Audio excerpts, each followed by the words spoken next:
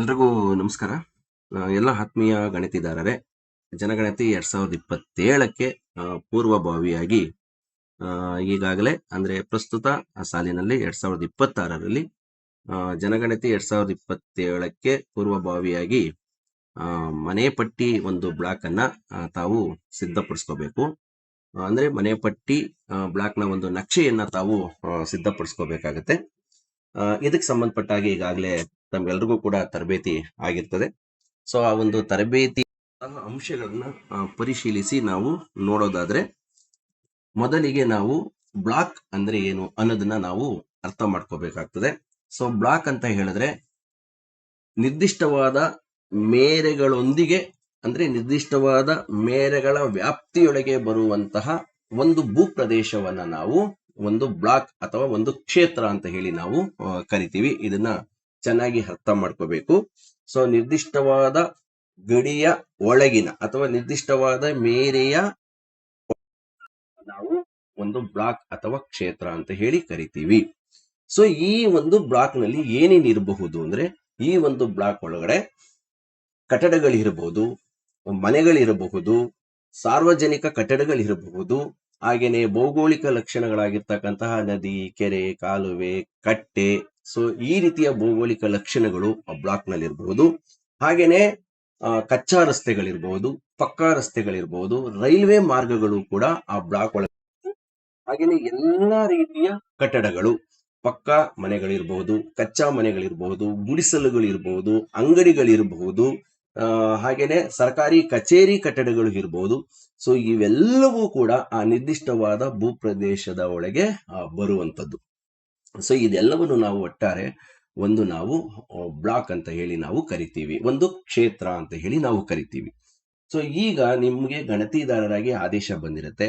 ಆ ಆದೇಶದಲ್ಲಿ ನಿಮ್ಗೆ ಒಂದು ಬ್ಲಾಕ್ ಅನ್ನ, ನಿಮ್ಮ ಒಂದು ಬ್ಲಾಕ್ ನ ಒಂದು ನಕ್ಷೆಯನ್ನ, ಒಂದು ಮನೆ ಪಟ್ಟಿ ನಕ್ಷೆಯನ್ನ ತಾವು ತಯಾರು ಮಾಡ್ಕೋಬೇಕು. ಇದು ವೆರಿ ವೆರಿ ಇಂಪಾರ್ಟೆಂಟ್.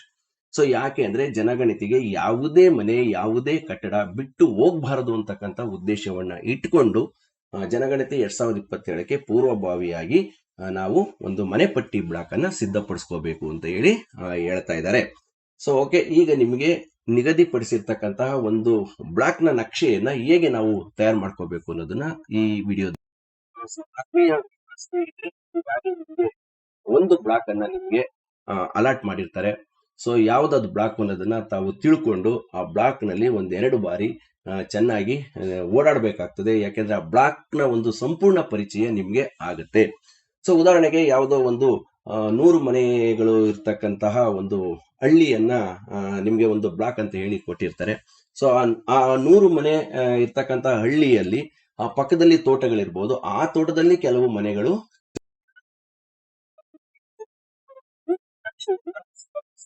ಇಲ್ಲ, ಸಿದ್ಧಪಡಿಸ್ಕೊಳ್ಳೋಕ್ಕಾಗಲ್ಲ. ಅವನ್ನು ಸೇರಿಸ್ಕೊಂಡು ಮನೆ ಪಟ್ಟಿ ಬ್ಲಾಕ್ ಅನ್ನು ಸಿದ್ಧಪಡಿಸ್ಕೋಬೇಕಾಗ್ತದೆ. ಒಂದು ಲೇಔಟ್ ಮ್ಯಾಪ್ ಅನ್ನ ಸಿದ್ಧಪಡಿಸ್ಕೋಬೇಕಾಗ್ತದೆ. ಸೊ ಹಾಗಾಗಿ ಮೊದಲಿಗೆ ನಿಮ್ಮ ಕರ್ತವ್ಯ ಏನು ಅಂತ ಹೇಳಿದ್ರೆ, ಆ ಸಂಪೂರ್ಣವಾಗಿ ಬ್ಲಾಕ್ ನಲ್ಲಿ ಅಡ್ಡಾಡಿ ಅದನ್ನ ಪರಿಚಯ ಮಾಡ್ಕೊಳ್ಳುವಂಥದ್ದು ನಮ್ಮ ಮೊದಲ ಕರ್ತವ್ಯ. ಸೊ ನಂತರ ನಾವು ಏನ್ ಮಾಡ್ಬೇಕಾಗ್ತದೆ ಅಂದ್ರೆ, ಸೊ ಆ ಒಂದು ಬ್ಲಾಕ್ ನಲ್ಲಿ ಬರ್ತಕ್ಕಂತಹ ಕಟ್ಟಡಗಳ, ಸೊ ಒಂದು ನೀವು ಮನೆ ಪಟ್ಟಿ ಬ್ಲಾಕ್ ಅನ್ನ ಸಿದ್ಧಪಡಿಸಬೇಕಾದ್ರೆ 3 ಅಂಶಗಳನ್ನ ದಯವಿಟ್ಟು ನಿಮ್ಮ ತಲೆನಲ್ಲಿ ಇಟ್ಕೋಬೇಕು. ಸೊ ಒಂದು, ನನ್ನ ಬ್ಲಾಕ್ ನಲ್ಲಿ ಇರುವಂತಹ ಯಾವುದೇ ಕಟ್ಟಡಗಳು ನನ್ನ ಲೇಔಟ್ ಮ್ಯಾಪ್ ನಿಂದ ಆಚೆ ಹೋಗದ ಹಾಗೆ ನಾವು ನೋಡ್ಕೋಬೇಕಾಗ್ತದೆ. ಅಂದ್ರೆ ಏನು, ನೀವು ಮನೆ ಪಟ್ಟಿ ಬ್ಲಾಕ್ ಸಿದ್ಧಪಡಿಸ್ಕೋತೀರಾ, ಆ ಮನೆ ಪಟ್ಟಿ ಬ್ಲಾಕ್ ನಲ್ಲಿ ಪ್ರತಿಯೊಂದು ಕಟ್ಟಡಗಳು ಕೂಡ, ಪ್ರತಿಯೊಂದು ಮನೆನೂ ಕೂಡ ಇರುವ ಹಾಗೆ, ಯಾವುದೇ ಮನೆ ಆಗಲಿ, ಯಾವುದೇ ಸಾರ್ವಜನಿಕ ಕಟ್ಟಡ ಆಗಿರ್ಲಿ, ಯಾವುದೇ ಭೌಗೋಳಿಕ ಲಕ್ಷಣಗಳು ಅಂದ್ರೆ ನದಿ, ಕೆರೆ, ಕಾಲುವೆ, ಬಾವಿ, ಈ ತರದ್ದು ಯಾವುದು ಕೂಡ ಆ ನಕ್ಷೆಯಿಂದ ಬಿಟ್ಟು ಹೋಗದ ಹಾಗೆ ತಾವು ನೋಡ್ಕೋಬೇಕಾಗ್ತದೆ. ಇಲ್ಲಿ ಪ್ರತಿಯೊಂದು ಕೂಡ ಆ ನಕ್ಷೆನಲ್ಲಿ ಇರಬೇಕು. ಇದು ಮೊದಲನೇ ಅಂಶ, ಇದನ್ನ ಗಮನದಲ್ಲಿ ಇಟ್ಕೋಬೇಕು. ಸೊ ಎರಡನೇದಾಗಿ ಬಂದ್ರೆ, ಈ ಕೆಲವು ಭೌಗೋಳಿಕ ಲಕ್ಷಣಗಳು ಅಂತ ಹೇಳಿ ನಾವ್ ಏನ್ ಕರಿತಾ ಇದ್ದೀವಿ, ಕೆರೆ, ಕಾಲುವೆ, ಅಣೆಕಟ್ಟುಗಳಾಗಿರ್ಬೋದು, ಹಾಗೆ ಬಾವಿಗಳಾಗಿರ್ಬೋದು. ಸೊ ಈ ರೀತಿಯ ಭೌಗೋಳಿಕ. ಸೊ ಮೂರನೇದಾಗಿ ಬಂದ್ರೆ ಸಾರ್ವಜನಿಕ ಕಚೇರಿಗಳಾಗಿರ್ಬೋದು, ಅಂದ್ರೆ ಆ ಬ್ಲಾಕ್ ನಲ್ಲಿ ಶಾಲೆ ಇರಬಹುದು, ಅಂಚೆ ಕಚೇರಿ ಇರ್ಬೋದು, ಬ್ಯಾಂಕ್ ಇರ್ಬೋದು, ಪೊಲೀಸ್ ಸ್ಟೇಷನ್ ಇರ್ಬೋದು. ಸೊ ಈ ರೀತಿಯ ಯಾವುದೇ ಸಾರ್ವಜನಿಕ ಕಚೇರಿಗಳು, ಸಾರ್ವಜನಿಕ ಕಚೇರಿಯ ಕಟ್ಟಡಗಳು ಆ ಒಂದು ನಕ್ಷೆನಲ್ಲಿ ಇರಬೇಕು. ಅವ್ಯಾವು ಕೂಡ ನಕ್ಷೆಯಿಂದ ಬಿಟ್ಟು ಹೋಗದ ಹಾಗೆ ತಾವು ನೋಡ್ಕೋಬೇಕಾಗ್ತದೆ. ಸೊ ಈ 3 ಅಂಶಗಳನ್ನ ತಾವು ತಲೆನಲ್ಲಿ ಇಟ್ಕೋಬೇಕಾಗ್ತದೆ. ಸೊ ನನ್ನ ಬ್ಲಾಕ್ ನಲ್ಲಿ ಇರುವಂತಹ ಕಟ್ಟಡಗಳ ವಿಧಗಳು ಯಾವ್ಯಾವ್ದು ಇರಬಹುದು ಅನ್ನೋದನ್ನ ನಾವು ನೋಡೋಣ. ಸೊ ಒಂದು ಯಾವ್ಯಾವ ತರದ ಕಟ್ಟಡದ ವಿಧಗಳು ಇರ್ತವೆ ಅಂತ ಹೇಳಿದ್ರೆ, ಸೊ ನೋಡಿ, ಒಂದು ಪಕ್ಕಾ, ಇನ್ನೊಂದು ಕಚ್ಚಾ.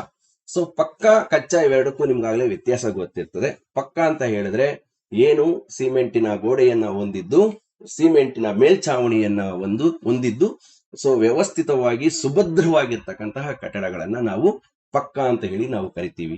ಕಚ್ಚಾ ಅಂತ ಹೇಳಿದ್ರೆ ಸೊ ಏನು ಮೇಲ್ಛಾವಣಿಯನ್ನ ಶೀಟ್ಗಳಿಂದ ಮುಚ್ಚಿರಬಹುದು, ತೆಂಗಿನ ಗರಿಗಳಿಂದ ಮುಚ್ಚಿರಬಹುದು, ಸೊ ಅಥವಾ ಅಂಚುಗಳಿಂದ ಒಂದು ಮೇಲ್ಛಾವಣಿ, ಮನೆಯ ಮೇಲ್ಛಾವಣಿ ಅಥವಾ ಕಟ್ಟಡ ಕಚ್ಚಾ ಅಂತ ಹೇಳಿ ನಾವು ಕರಿತೀವಿ. ಸೊ ಕೆಲವು ಪಕ್ಕಾ ಮನೆಗಳಲ್ಲಿ ವಾಸ ಇರಬಹುದು, ವಾಸ ಇಲ್ಲದೆ ಇರಬಹುದು. ಹಾಗೆ ಕೆಲವು ಕಚ್ಚಾ ಮನೆಗಳಲ್ಲಿ ವಾಸ ಇರಬಹುದು, ವಾಸ ಇಲ್ಲದೆ ಇರಬಹುದು. ಹಾಗಾಗಿ ನಿಮ್ಮ ಲೇಔಟ್ ಮ್ಯಾಪ್ ನಲ್ಲಿ ಅಥವಾ ನಿಮ್ಮ ಮನೆ ಪಟ್ಟಿ ಬ್ಲಾಕ್ ನಲ್ಲಿ ವಾಸದ ಕಟ್ಟಡಗಳೂ ಇರಬೇಕು, ವಾಸೇತರ ಕಟ್ಟಡಗಳನ್ನು ಗುರುತು ಮಾಡ್ಕೋಬೇಕು. ಇದು ತುಂಬಾ ಮುಖ್ಯ ಆಗಿರುವಂತದ್ದು. ಸೊ ಯಾವುದೇ ಖಾಲಿ ಮನೆನೂ ಕೂಡ ನಿಮ್ಮ ನಕ್ಷೆನಲ್ಲಿ ಇರಬೇಕು, ನಿಮ್ಮ ಸೊ ಇದು ವೆರಿ ಇಂಪಾರ್ಟೆಂಟ್. ಸೊ ಇಲ್ಲಿ ನೋಡಿ, ಪಕ್ಕಾ ಮನೆಯನ್ನ ನಾವು ನಮ್ಮ ಮ್ಯಾಪ್ ನಲ್ಲಿ ಹೇಗೆ ಗುರುತು ಮಾಡ್ತೀವಿ ಅಂದ್ರೆ, ಈ ಒಂದು ಸ್ಕ್ವೇರ್ ಇದೆಯಲ್ಲ, ಸ್ಕ್ವೇರ್ ತರ ನಾವು ಹಾಕಿದ್ರೆ ಇದು ಪಕ್ಕಾ ಮನೆ.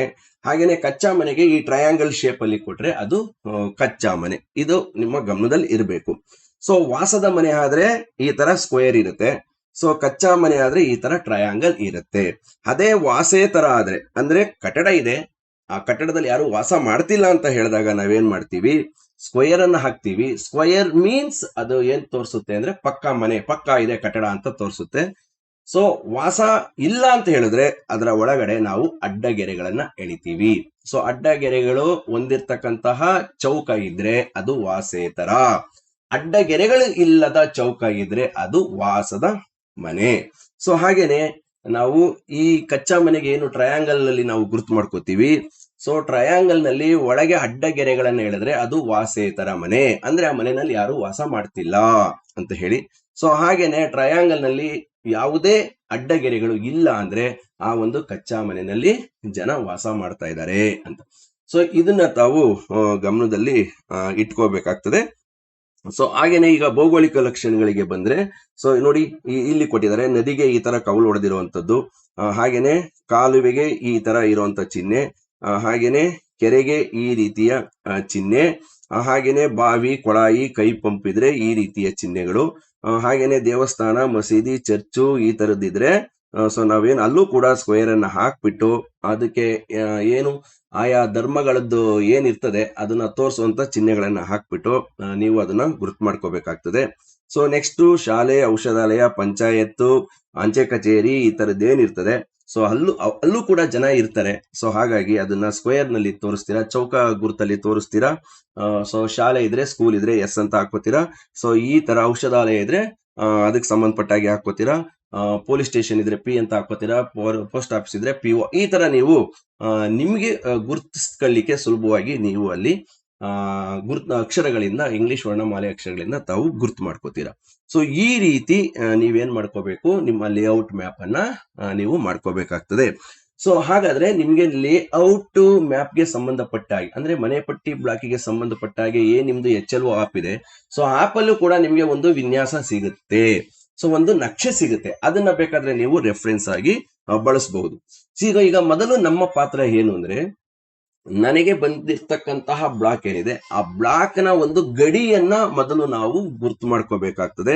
ಸೊ ಆ ಗಡಿಯನ್ನ ಯಾವ ರೀತಿ ಗುರ್ತು ಮಾಡ್ಕೋಬೇಕು ಅಂದ್ರೆ, ಈ ತರ ಡಾಟ್ ಲೈನ್ ಏನಿದೆ, ಡಾಟ್ ಲೈನ್ ಅಲ್ಲಿ ನಾವು ಗಡಿಯನ್ನ ಗುರ್ತು ಮಾಡ್ಕೋಬೇಕಾಗ್ತದೆ. ಸೊ ಗಡಿ ಅಂದ್ರೆ ನಿಮ್ಗೆ ಗೊತ್ತಾಗ್ತದೆ ಮೇರೆ. ಸೊ ನನ್ನ ಬ್ಲಾಕ್ ನ ಸುತ್ತಲೂ ಬರ್ತಕ್ಕಂತಹ ಮೇರೆಯನ್ನ ನಾವು ಈ ಒಂದು ಡಾಟೆಡ್ ಲೈನ್ ಅಲ್ಲಿ ನಾವು ಗುರ್ತು ಮಾಡ್ಕೋಬೇಕಾಗ್ತದೆ. ಸೊ ನೋಡಿ, ಈ ರೀತಿ ಡಾಟೆಡ್ ಲೈನ್ ಅಲ್ಲಿ ಒಂದು ಗಡಿಯನ್ನ ನೀವು ಹೀಗೆ ಗುರ್ತು ಮಾಡ್ಕೋಬೇಕಾಗ್ತದೆ. ಇದು very very very important. So ನೀವು ಒಂದು ಲೇಔಟ್ ಅನ್ನ ಮ್ಯಾಪ್ ಅನ್ನ ನೀವು ಸಿದ್ಧಪಡಿಸ್ಕೋತಾ ಇದ್ದೀರಾ ಅಂದ್ರೆ, ಸೊ ಇದಕ್ಕೆ ಸಂಬಂಧಪಟ್ಟ ಹಾಗೆ ಒಂದು ಲೇಔಟ್ ಮ್ಯಾಪ್ ಅನ್ನ ವಿನ್ಯಾಸವನ್ನ ಸಿದ್ಧಪಡಿಸ್ಕೊಳ್ಳೋದಕ್ಕೆ ನಿಮ್ಗೆ ಒಂದು ಹಾಳೆಯನ್ನ ಕೊಡ್ತಾರೆ. ಅದೇ ಹಾಳೆಯಲ್ಲೇ ನೀವು ಸಿದ್ಧಪಡಿಸ್ಕೋಬೇಕಾಗ್ತದೆ. ಸೊ ಆಗ ನೀವೇನ್ ಮಾಡ್ಬೇಕಂತ ಹೇಳಿದ್ರೆ, ಈಗ ನಾನು ಒಂದು ಲೇಔಟ್ ಮ್ಯಾಪ್ ಅನ್ನ ಸಿದ್ಧಪಡಿಸ್ತಾ ಇದ್ದೀನಿ ಅಂತ ಹೇಳಿ ಅಂದುಕೊಂಡ್ರೆ, ಸೊ ಯಾವತ್ತು ಆ ಹಾಳೆಯನ್ನ ನಿಮ್ಮ ಎದುರಿಗೆ ನೀವು ಹಿಡಿದಾಗ, ಸೊ ಮೇಲ್ಭಾಗದ ದಿಕ್ಕು ಯಾವತ್ತು ಉತ್ತರ ಆಗಿರ್ತದೆ. ಸೊ ನೀವು ಶಾಲೆಗಳಲ್ಲಿ ಒಂದು ಭೂಪಟದ ಮುಂದೆ ನಿಂತ್ಕೊಂಡಾಗ ನಿಮ್ಗೆ ಗೊತ್ತಾಗುತ್ತೆ, ಮೇಲ್ಭಾಗದ ಉತ್ತರ, ಕೆಳಗಡೆ ದಕ್ಷಿಣ, ಬಲಭಾಗಕ್ಕೆ ಪೂರ್ವ, ಎಡಭಾಗಕ್ಕೆ ಪಶ್ಚಿಮ ಅಂತ ನೀವು ಹೇಗೆ ಹೇಳ್ಕೊಡ್ತೀರಾ ಮಕ್ಕಳಿಗೆ. ಸೊ ಅದೇ ರೀತಿ ನೀವು ಒಂದು ಲೇಔಟ್ ಮ್ಯಾಪ್ ಅನ್ನ ಸಿದ್ಧಪಡಿಸ್ತಿದ್ದೀರಾ ಅಂದ್ರೆ, ಮೊದಲು ಪ್ರಮುಖವಾದ 4 ದಿಕ್ಕುಗಳನ್ನ ನೀವು ಹಾಳೆನಲ್ಲಿ ಗುರುತು ಮಾಡ್ಕೋಬೇಕು. ಸೊ ಅದು ಮೇಲ್ಗಡೆದು ಉತ್ತರ ಆಗಿರ್ಬೇಕು, ಕೆಳಗಡೆದು ದಕ್ಷಿಣ ಆಗಿರ್ಬೇಕು, ಸೊ ಬಲಭಾಗಕ್ಕೆ ಪೂರ್ವ, ಎಡಭಾಗಕ್ಕೆ ಪಶ್ಚಿಮ ಮಾಡ್ಕೋತೀವಿ. ಈ 4 ದಿಕ್ಕುಗಳನ್ನ ಡೈರೆಕ್ಷನ್ಸ್ ನ ಗುರುತು ಮಾಡ್ಕೊಂಡಾದ್ಮೇಲೆ, ಸೊ ನೆಕ್ಸ್ಟ್ ನೀವು ಸಬ್ ಡೈರೆಕ್ಷನ್ಸ್, ಉಪದಿಕ್ಕುಗಳು ಏನ್ ಬರ್ತದೆ, ಕಾರ್ನರ್ ಅಲ್ಲಿ ಬರ್ತಕ್ಕಂಥ ಉಪದಿಕ್ಕುಗಳನ್ನ ತಾವು ಗುರುತು ಮಾಡ್ಕೋಬೇಕು. ಸೊ ಒಂದು ಅದು ಏನ್ ಬರ್ತದೆ, ಉತ್ತರ ಮತ್ತು ಪಶ್ಚಿಮದ ನಡುವೆ ವಾಯುವ್ಯ ಬರ್ತದೆ, ಹಾಗೆ ಉತ್ತರ ಮತ್ತು ಪೂರ್ವದ ಮಧ್ಯೆ ಈಶಾನ್ಯ ಬರ್ತದೆ, ಹಾಗೇನೆ ಪೂರ್ವ ಮತ್ತು ದಕ್ಷಿಣದ ಮಧ್ಯೆ ಆಗ್ನೇಯ ಬರ್ತದೆ, ಹಾಗೆ ದಕ್ಷಿಣ ಮತ್ತು ಪಶ್ಚಿಮದ ಮಧ್ಯೆ ನೈಋತ್ಯ ಬರ್ತದೆ. ಸೊ ಈ ರೀತಿ ನೀವು ಒಂದು ನಕ್ಷೆಯನ್ನ ರಚನೆ ಮಾಡ್ಕೋಬೇಕು. ಯಾಕೆ ಅಂತ ಹೇಳಿದ್ರೆ, ನಿಮಗೆ ಅಲಾಟ್ ಆಗಿರ್ತಕ್ಕಂತಹ ಬ್ಲಾಕ್ ನಲ್ಲಿ ನೀವು ಕಟ್ಟಡಗಳಿಗೆ ಸಂಖ್ಯೆಗಳನ್ನ ಕೊಡ್ತಾ ಹೋಗ್ತೀರಾ ಅನುಕ್ರಮವಾಗಿ. 1 2 3 4 5 6 7 8 ಅಂತ ಹೇಳಿ ನೀವು ಅನುಕ್ರಮವಾಗಿ ಸಂಖ್ಯೆಗಳನ್ನ ಕೊಡಬೇಕು. ಯಾಕೆ ನಾವು ಅನುಕ್ರಮವಾಗಿ ಕಟ್ಟಡಗಳಿಗೆ ಸಂಖ್ಯೆಗಳನ್ನ ಕೊಡ್ತಾ ಹೋಗ್ಬೇಕು ಅಂತ ಹೇಳಿದ್ರೆ, ಅಂದ್ರೆ ಸಂಖ್ಯೆಗಳನ್ನ ಕೊಡುವಾಗ ವಾಸೇತರ ಸಾರ್ವಜನಿಕ ಕಚೇರಿಗಳು ಯಾವುದೇ ಅನುಕ್ರಮವಾಗಿ ಸಂಖ್ಯೆಯನ್ನ ಕೊಡ್ತೀರಾ. ಯಾಕೆ ಅನುಕ್ರಮವಾದ ಸಂಖ್ಯೆಗಳನ್ನ ಕೊಡ್ತಾ ಹೋಗ್ತೀವಿ ಅಂದ್ರೆ, ಯಾವುದೇ ಮನೆ ಗಣತಿಯಿಂದ ಬಿಟ್ಟು ಹೋಗದ ಹಾಗೆ ಎಚ್ಚರಿಕೆ ವಹಿಸ್ಬೇಕು. ಯಾವುದೇ ಕಟ್ಟಡ ಗಣತಿಯಿಂದ ಮಿಸ್ ಆಗ್ಬಾರ್ದು, ಯಾವುದೇ ಕಟ್ಟಡ ನಿಮ್ಮ ಲೇಔಟ್ ಮ್ಯಾಪ್ ನಿಂದ ಮಿಸ್ ಆಗ್ಬಾರ್ದು ಅನ್ನೋ ಉದ್ದೇಶವನ್ನು ಇಟ್ಕೊಂಡು ನಾವು ಕಟ್ಟಡಗಳಿಗೆ ಅನುಕ್ರಮವಾಗಿ ಸಂಖ್ಯೆಗಳನ್ನ ಕೊಡ್ತಾ ಹೋಗ್ತೀವಿ. ಅದನ್ನ ಯಾವ ದಿಕ್ಕಿನಿಂದ ಪ್ರಾರಂಭ ಮಾಡಬೇಕು ಅಂತ ಹೇಳಿದ್ರೆ, ಸೊ ವಾಯುವ್ಯದಿಂದ ಪ್ರಾರಂಭ ಮಾಡಿ ಈ ರೀತಿ ಜಿಗ್ಜಾಗ್ ಟೈಪ್ ನಲ್ಲಿ ನೀವು ಪ್ರಾರಂಭ ಮಾಡಿ ಕೊನೆಗೆ ಅದನ್ನ ಆಗ್ನೇಯದಲ್ಲಿ ಫಿನಿಶ್ ಮಾಡಬೇಕು. ಅಂದ್ರೆ ವಾಯುವ್ಯದಲ್ಲಿ ಪ್ರಾರಂಭ ಮಾಡ್ತೀರಾ, ಸೊ ಜಿಗ್ಜಾಗ್ ಟೈಪ್ ನಲ್ಲಿ ಬರ್ತೀರಾ, ಕೊನೆಗೆ ನೀವು ಆಗ್ನೇಯದಲ್ಲಿ ನೀವು ಏನ್ ಮಾಡ್ಬೇಕು, ಅದನ್ನ ಅನುಕ್ರಮವಾಗಿ ಕಟ್ಟಡಗಳಿಗೆ ಕೊಡ್ತಕ್ಕಂಥ ಸಂಖ್ಯೆಗಳ ಅಂತ್ಯವನ್ನ ಅಲ್ಲಿ ನೀವು ಸೊ ಮಾಡ್ತೀರಾ. ಇದು ವೆರಿ ವೆರಿ ಇಂಪಾರ್ಟೆಂಟ್. ಸೊ ಈ ರೀತಿ ನೀವು ಏನ್ ಮಾಡ್ಬೇಕು, ನಿಮ್ಮ ಲೇಔಟ್ ಮ್ಯಾಪ್ ಅನ್ನ ನೀವು ಸಿದ್ಧಪಡಿಸ್ಕೋಬೇಕು. ಹಾಗೇನೆ ಲೇಔಟ್ ಮ್ಯಾಪ್ ನಲ್ಲಿ ಬರ್ತಕ್ಕಂತಹ ರಸ್ತೆಗಳು, ಆ ರಸ್ತೆಗಳಲ್ಲೂ ಕೂಡ ಪಕ್ಕಾ ರಸ್ತೆಗಳು ಇರ್ತದೆ, ಅವುಗಳನ್ನು ತೋರಿಸ್ಲಿಕ್ಕೆ ನಿರ್ದಿಷ್ಟವಾದ ಚಿಹ್ನೆಗಳಿದೆ. ಆ ಚಿಹ್ನೆಗಳಿಂದಲೇ ನಿಮ್ಮ ಲೇಔಟ್ ಮ್ಯಾಪ್ ನಲ್ಲಿ ಪಕ್ಕಾ ರಸ್ತೆಗಳನ್ನ ಗುರುತು ಮಾಡಬೇಕು, ಕಚ್ಚಾ ರಸ್ತೆಗಳನ್ನು ಗುರುತು ಮಾಡಬೇಕು. ಹಾಗೇನೆ ಕಾಲುದಾರಿಗಳಿರ್ತದೆ, ಕಾಲುದಾರಿಗಳನ್ನು ಕೂಡ ನಿಮ್ಮ ಲೇಔಟ್ ಮ್ಯಾಪ್ ನಲ್ಲಿ ತಾವು ಸಂಪೂರ್ಣವಾಗಿ ಗುರುತು ಮಾಡಬೇಕಾಗ್ತದೆ. ಸೊ ನೀವು ಈ ರೀತಿ ನೀವು ಮಾಡಿದಾಗ ನಿಮ್ಗೆ ಒಂದು ಸಂಪೂರ್ಣವಾಗಿರ್ತಕ್ಕಂತಹ ನೋಡ್ರಿ ಈ ರೀತಿಯ ಒಂದು ವಿನ್ಯಾಸ, ಒಂದು ಲೇಔಟ್ ಮ್ಯಾಪ್ ನಿಮ್ಗೆ ಸಿಗುತ್ತೆ. ಸೊ ಮೊದಲು ಈ ಕೆಲಸವನ್ನ ನಾವು ಮಾಡಬೇಕಾಗುತ್ತೆ. ಇದು ನಮ್ದು ಮೊದಲ ಕರ್ತವ್ಯ. ಸೊ ಹಾಗೇನೆ ನೀವು ಕಟ್ಟಡಗಳಿಗೆ ನೀವು ಏನ್ ಮಾಡ್ತೀರಾ, ಕಟ್ಟಡಗಳಿಗೆ ಸಂಖ್ಯೆಗಳನ್ನ ಕೊಡ್ತಾ ಹೋಗ್ತೀರಾ. ಇಲ್ಲಿ ನೋಡಿ ಒಂದು ಎಕ್ಸಾಂಪಲ್ ನೋಡೋಣ. ಕಟ್ಟಡದ ಸಂಖ್ಯೆ 6 ಅಂತ ಇದೆ. ಆ ಕಟ್ಟಡದ ವಿಧ ಏನಪ್ಪಾ ಅಂದ್ರೆ, ಅದು ಕಚ್ಚಾ ಮನೆ, ಕಚ್ಚಾ ಆಗಿದೆ. ಅಲ್ಲಿ ಬಳಕೆ ವಾಸೇತರ, ಯಾರು ವಾಸ ಮಾಡ್ತಾ ಇಲ್ಲ. ಸೊ ಅಲ್ಲಿ ಜನಗಣತಿ ಮನೆಗಳ ಸಂಖ್ಯೆ 1. ಇದನ್ನ ತೋರಿಸ್ತೀವಿ, ಟ್ರಯಾಂಗಲ್ ಹಾಕಿ ಒಳಗಡೆ ನಾವು ಅಡ್ಡಗೆರೆಗಳನ್ನ ಹೇಳಿದ್ರೆ ಆ ಮನೆಯಲ್ಲಿ ಯಾರು ಇಲ್ಲ, ಅದನ್ನ ಗಣತಿ ಮಾಡಿದೀವಿ, ಆದ್ರೆ ಅದು ವಾಸೇತರ ಅಂತ ಹೇಳಿ ಬರುತ್ತೆ. ಸೊ ಈ ರೀತಿ ನೀವು ಮನೆ ಪಟ್ಟಿಯನ್ನ ನೀವು ಸಿದ್ಧಪಡಿಸ್ಕೋಬೇಕಾಗ್ತದೆ. ಸೊ ಹಾಗೇನೆ ನೋಡಿ, ಈ 5 ಹಂತಗಳು, ಇಲ್ಲಿ ಸುಮಾರು ನಿಮ್ಗೆ 8 ಹಂತಗಳನ್ನ ಕೊಟ್ಟಿರ್ತಾರೆ. ಇಲ್ಲಿ 5 ಹಂತಗಳನ್ನ 3 ದಿನದಲ್ಲಿ ನೀವು ಮುಗಿಸ್ಬೇಕು ಅಂತ ಹೇಳ್ತಾರೆ. ಒಂದು, ಮನೆ ಪಟ್ಟಿ ಬ್ಲಾಕ್ ಮ್ಯಾಪ್ ಅನ್ನ ಅರ್ಥ ಮಾಡ್ಕೋಬೇಕು. ಒಂದು ಬ್ಲಾಕ್ ಅಂದ್ರೆ ಏನು, ಆ ಬ್ಲಾಕ್ ಒಳಗಡೆ ಏನೇನ್ ಬರಬೇಕು ಅನ್ನೋದನ್ನ ಮೊದಲು ನಾವು ಅರ್ಥ ಮಾಡ್ಕೋಬೇಕು. ಹಾಗೇನೆ ಎರಡನೇದು, ನಿಮ್ಮ ಮನೆ ಪಟ್ಟಿ ಬ್ಲಾಕ್ ಪ್ರದೇಶಗಳನ್ನ ತಿಳ್ಕೋಬೇಕು. ಒಂದು ಬ್ಲಾಕ್ ನನಗೆ ಬಂದಿದೆ ಅಂತ ಹೇಳಿದ್ರೆ ಅದ್ರ ಪ್ರದೇಶಗಳು ಎಲ್ಲೆಲ್ಲಿದೆ ಅನ್ನೋದನ್ನ ತಾವು ಚೆನ್ನಾಗಿ ತಿಳ್ಕೋಬೇಕಾಗ್ತದೆ. ನಾನು ಆಗ್ಲೇ ಹೇಳಿದ್ದೀನಿ. ಸೊ ಚದುರಿ ಮನೆಗಳು ಆ ಬ್ಲಾಕ್ ನಿಂದ ಚದುರಿ ಹೋಗಿರಬಹುದು, ದೂರದಲ್ಲೆಲ್ಲೋ ಇರಬಹುದು, ಬಟ್ ಈ ಬ್ಲಾಕಿಗೆ ಅವು ಸಂಬಂಧಪಟ್ಟಿರ್ತವೆ. ಅದನ್ನು ಕೂಡ ನೀವು ಗಮನದಲ್ಲಿ ಇಟ್ಕೋಬೇಕು. ಸೊ ಮೂರನೇದಾಗಿ ಬಂದ್ರೆ ಮೊದಲ 5 ಹಂತಗಳನ್ನ 3 ದಿನದಲ್ಲಿ ನೀವು ಪೂರ್ಣಗೊಳಿಸ್ತೀರಾ. ನೆಕ್ಸ್ಟ್ ಕಟ್ಟಡಗಳನ್ನ ಸಂಖ್ಯೆಗಳಿಂದ ಗುರುತಿಸಬೇಕು. ಸೊ ಈಗ ಏನಾದ್ರೂ ಆಲ್ರೆಡಿ ನಿಮ್ಮ ಬ್ಲಾಕ್ ನಲ್ಲಿ ಕಟ್ಟಡಗಳಿಗೆ ಸಂಖ್ಯೆಗಳನ್ನ ಕೊಟ್ಟಿದ್ರೆ ಅದೇ ಸಂಖ್ಯೆಗಳನ್ನೇ ನೀವು ಕೊಟ್ಕೋಬಹುದು. ಒಂದು ವೇಳೆ ಕಟ್ಟಡಗಳಿಗೆ ಅಥವಾ ಮನೆಗಳಿಗೆ ಸಂಖ್ಯೆಯನ್ನ ಕೊಟ್ಟಿಲ್ಲ ಅಂತ ಹೇಳಿದ್ರೆ ನೀವು ಅನುಕ್ರಮವಾಗಿ ಸಂಖ್ಯೆಗಳನ್ನ ತಾವು ಕೊಡಬಹುದು. ಹಾಗೆಯೇ ಹೆಸರುಗಳೊಂದಿಗೆ ಹೆಗ್ಗುರುತುಗಳನ್ನ ಬರೆಯಿರಿ. ನನಗೆ ಭೌಗೋಳಿಕ ಲಕ್ಷಣ ಕೆರೆ, ಕಟ್ಟೆ, ಕಾಲುವೆ ಈ ರೀತಿ ಇರ್ತದೆ. ಹಾಗೆ ಸಾರ್ವಜನಿಕ ಕಚೇರಿಗಳೆಲ್ಲ ಇರ್ತದೆ. ಸೊ ಅದಕ್ಕೆಲ್ಲವೂ ಕೂಡ ಹೆಸರುಗಳೊಂದಿಗೆ ನೀವು ಹೆಗ್ಗುರುತುಗಳನ್ನ ಹಾಕಿ ನೀವು ಅದನ್ನ ನಿಮ್ಮ ಲೇಔಟ್ ಮ್ಯಾಪ್ ನಲ್ಲಿ ಗುರುತಿಸಬೇಕಾಗ್ತದೆ.